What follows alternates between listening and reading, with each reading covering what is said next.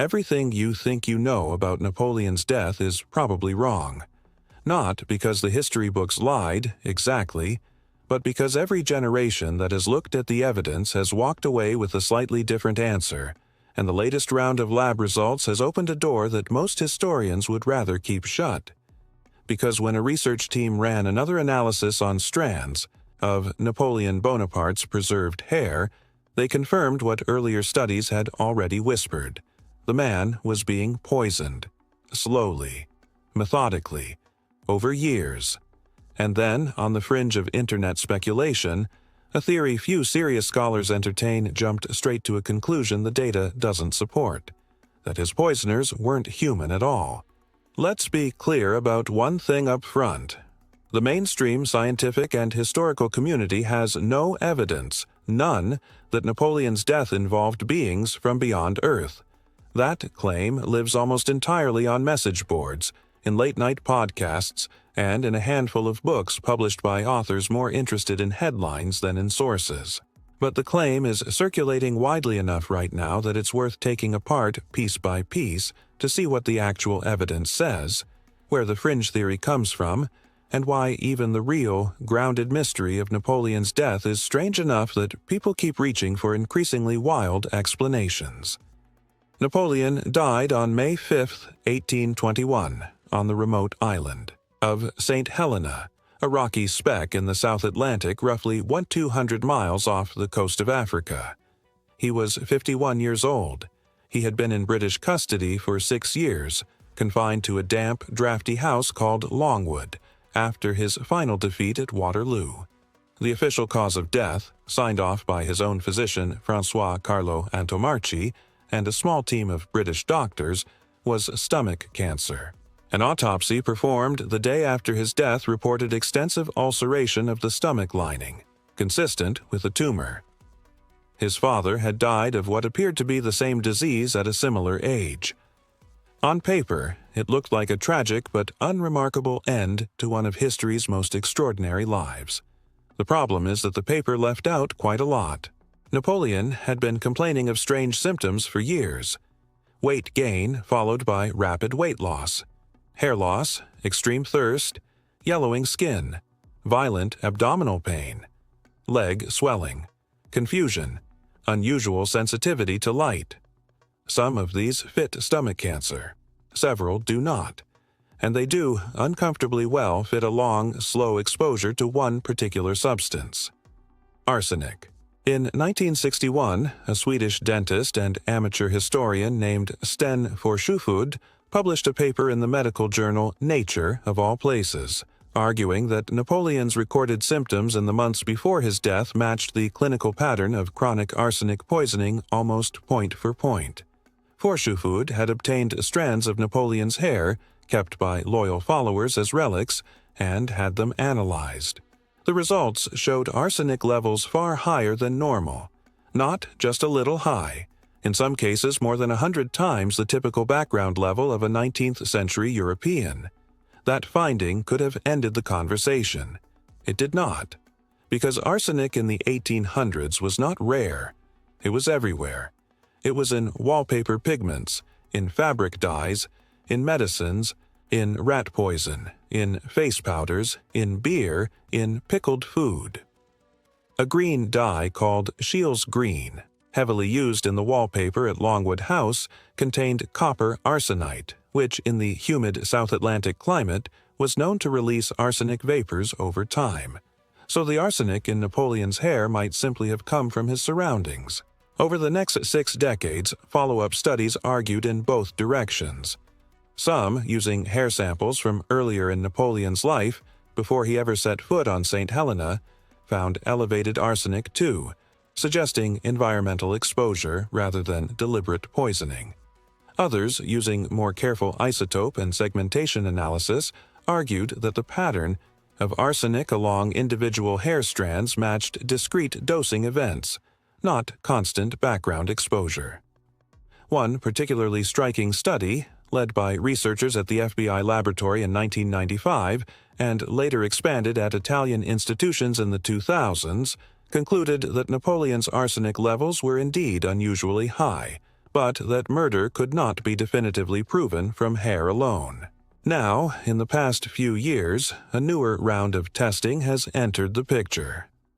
Using advanced mass spectrometry and isotopic fingerprinting, a small international team has re-examined several preserved hair locks from different points in Napoleon's life, including strands cut shortly after his death. Their results, according to published summaries, appear to confirm three things. First, Napoleon carried elevated arsenic in his body throughout much of his adult life, consistent with his era. Second, the arsenic levels in the final months rose sharply beyond anything explainable by wallpaper or water alone. Third, the chemical signature of the arsenic in those final strands differs from the signature of typical environmental arsenic, pointing toward a more concentrated source. In other words, even after 2 centuries and a dozen studies, the honest summary looks something like this. There is real evidence that Napoleon was poisoned. There is real evidence that arsenic was involved. There is no evidence of cosmic origin for any of it. The aliens part of this story is purely a modern invention, and it's worth unpacking why it took hold. The fringe theory goes like this. Napoleon, during his time in Egypt in 1798 and 1799, allegedly encountered something unusual inside or near the Great Pyramid of Giza.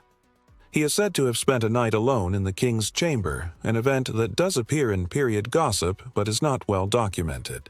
According to the theory, whatever he experienced there left him either carrying knowledge he should not have had, or marked as a person of interest to a non-human intelligence that had been quietly watching the affairs of powerful humans for centuries. His rise to emperor, his sudden strategic genius, his dramatic fall, and his prolonged agonizing death are then folded into a narrative in which outside forces are supposedly managing him, rewarding him, and finally eliminating him, using arsenic because it was plausible and local and wouldn't raise alarms on a remote island. The theory is, bluntly, not supported by the evidence. There is no technology, no artifact, no document, no anomaly in the body, no unexplained radiation signature, no anything that requires an explanation beyond human actors.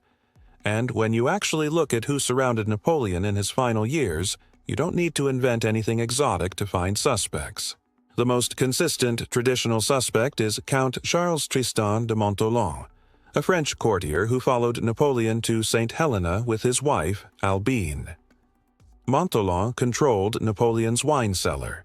He had motives rooted in money, in political ambition, and, according to some accounts, in jealousy over his wife's rumored affair with Napoleon. He also stood to benefit from a generous inheritance clause in Napoleon's will. Forchefoucauld and later researchers built much of their murder theory around him.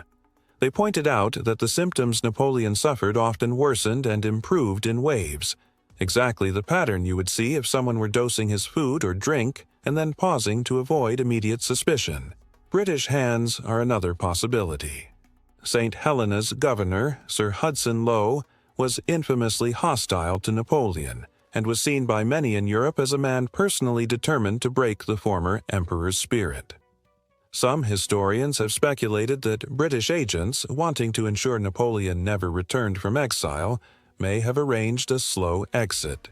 That theory, too, has its problems. There is no paper trail, no confession, no obvious smoking gun, and a third camp argues, still persuasively, that there was no murder at all. Under this reading, the arsenic in Napoleon's body came from a combination of his wallpaper, his medicines, and the common preservatives used on his food and wine, and his death was caused primarily by a stomach cancer aggravated by chronic exposure to those toxins. The fact that he had symptoms matching arsenic poisoning is, in their view, a side effect of life in 1821, not evidence of foul play. Each of these three explanations is more plausible than the extraterrestrial one. Each is supported by at least some documentary evidence, and each is disputed by serious historians working in good faith. That is how real historical mysteries tend to look.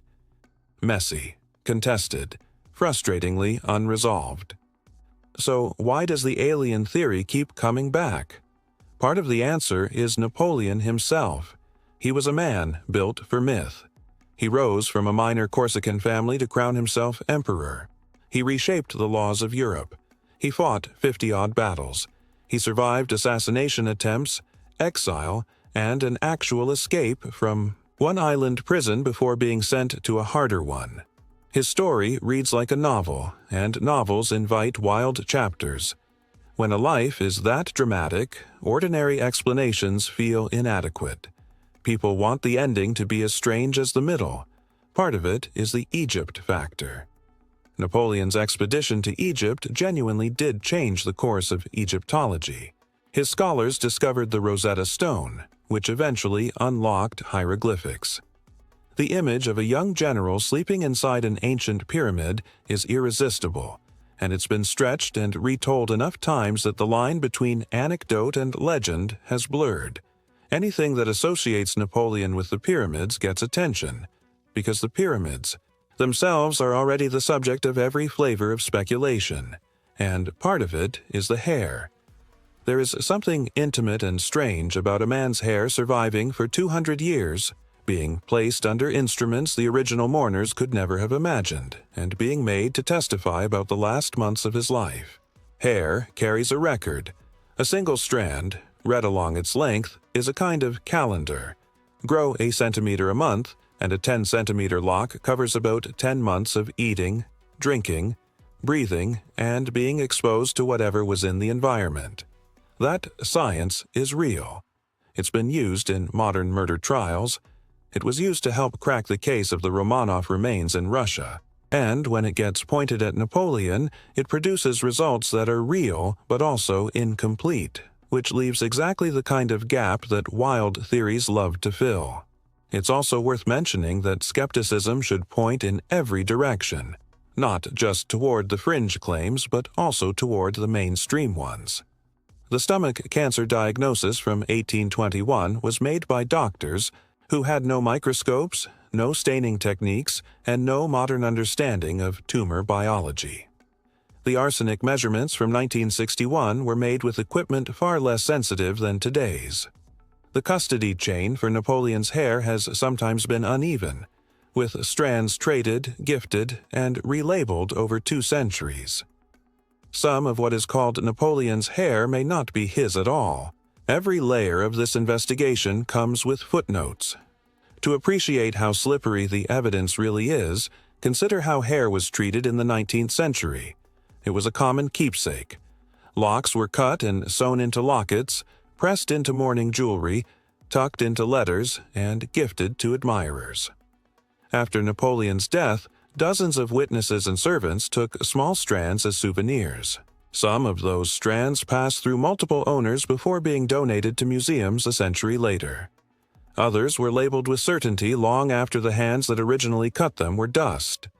Every major modern test on Napoleon's hair has had to wrestle with this chain of custody, and some of the most cited early studies used strands whose origin is, at best, plausible rather than proven. That matters because even a single mislabeled sample can skew an entire analysis. If a lock once attributed to Napoleon actually came from a family member, a servant, or a similarly aged man of the period, the arsenic numbers change. If several locks from different points in his life were in fact cut on the same day, the timeline collapses. None of this invalidates the studies, but it does explain why every new round of testing produces slightly different conclusions and why the underlying debate never quite closes. There's another angle worth considering, too. Napoleon was not just a political figure. He was a medical patient in a system that routinely prescribed what we would now consider poisons. Calomel, a mercury compound, was given to him repeatedly. Tartar emetic, an antimony salt, was in standard use. Arsenic itself was often prescribed for digestive complaints and skin conditions during the early 19th century, sometimes at doses that would be considered reckless today. Any resident of Longwood, emperor or not, would have ingested a pharmacopoeia of heavy metals that a modern doctor would recoil from. Some researchers have argued with considerable force that the combined effect of his medical care, rather than any single deliberate act, is enough to explain the chemistry of his final weeks. And then there is Longwood itself. The house where Napoleon lived out his last years was notoriously damp. St. Helena's climate is humid, warm, and prone to condensation. Reports from those who visited describe walls stained by water, rooms that never fully dried, and a persistent musty smell that made long residence uncomfortable for everyone, not just for the emperor. The Chile's green wallpaper, which has been studied in detail over the past few decades, would release gaseous arsenic compounds under precisely those conditions. For 6 years, Napoleon breathed that air. The people closest to him breathed it too, which may explain why several of his companions at Longwood also reported symptoms that, read through a modern lens, look suspiciously like mild arsenic exposure. Dr. Robert Genta, a pathologist who reviewed the autopsy records in a 2007 study, concluded that the most likely cause of death was stomach cancer, not poisoning, based on a careful reading of the original descriptions. His argument was grounded in comparisons with modern pathology reports of similar lesions. Other researchers have pushed back, noting that many of his interpretations rest on assumptions about what the original physicians could and could not have seen. The honest answer is that both views coexist in the peer-reviewed literature, and neither side has managed to fully bury the other. It is also worth pausing on the specific way that the alien theory, in its stronger forms, tends to override all of this real detail. The theory depends on treating Napoleon's life as a single coherent story with a single coherent author. But the man's life was not a story. It was a mess of contingencies. He lost battles as often as he won them. He married badly. He gambled on Russia and was broken by winter. He escaped Elba in a performance that embarrassed every intelligence service in Europe. None of this looks like a life being managed by any outside hand. It looks like a life being lived, recklessly and brilliantly, by a man who kept betting on his own judgment. The pattern of the evidence is the pattern of human error, not the pattern of intervention. What stays with you, after all the competing evidence is laid out, is not any single answer. It's the texture of the question. A man of staggering ambition, trapped on a rock in the middle of the ocean, surrounded by courtiers he couldn't fully trust, breathing in air from arsenic-laced wallpaper, drinking wine someone else chose, suffering from a pattern of symptoms that still looks unsettling 200 years later, and leaving behind strands of hair that continue to be read and reread like a letter whose handwriting keeps changing in the light. That is a real mystery. It doesn't need any help from the stars. The fringe theory that Napoleon was somehow targeted by non-human intelligence is, in the end, a distraction from a story that is already plenty strange. Power attracts poison. Isolation invites conspiracy. Fame invents its own afterlife. You don't need to reach beyond the atmosphere to explain any of what happened to him. The human world, then as now, was perfectly capable of bringing an emperor to his knees using nothing more exotic than a flask of wine and a patient enemy. If there is a lesson here, it's probably about the limits of certainty. Every few decades, someone announces the final word on Napoleon's death. A few years later, a new lab technique comes along, and the conversation reopens. The hair keeps testifying. The evidence keeps shifting. And the people who lived through those months at Longwood House keep refusing, from beyond the grave, to give us a clean answer. Maybe that's the most honest thing we can say, that Napoleon Bonaparte, even in death, resists simplification. He was a complicated man, killed in a complicated way, in a place designed to swallow him whole. The arsenic is real. The murder is possible. The cancer is possible. The strangers from the sky are not. And yet, people will keep asking, because in a world where the official answers are so often incomplete, any vacuum will fill itself. The real work, for anyone paying attention, is to sit with the vacuum a little longer and see what it's actually made of. Still, a small caveat is fair to mention before closing. Even the best modern tests cannot answer every question about a 200-year-old death. They can tell us what was in the hair. They cannot always tell us how it got there. They can tell us a body had unusual levels of a substance. They cannot always tell us whether those levels were enough to kill. The best forensic pathologists working on cases like this are careful to describe their findings as consistent with certain scenarios rather than as proof of them. Every confident headline about Napoleon's cause of death has, eventually, been softened by somebody with access to better data. That pattern will almost certainly continue. What's your read on the man's final days? The bottle, the wallpaper, the courtier, the tumor, or something else entirely? The hair is still out there, and there will be another round of tests, probably within our lifetimes. This story is far from finished, and every few years it gets a little stranger, not a little cleaner.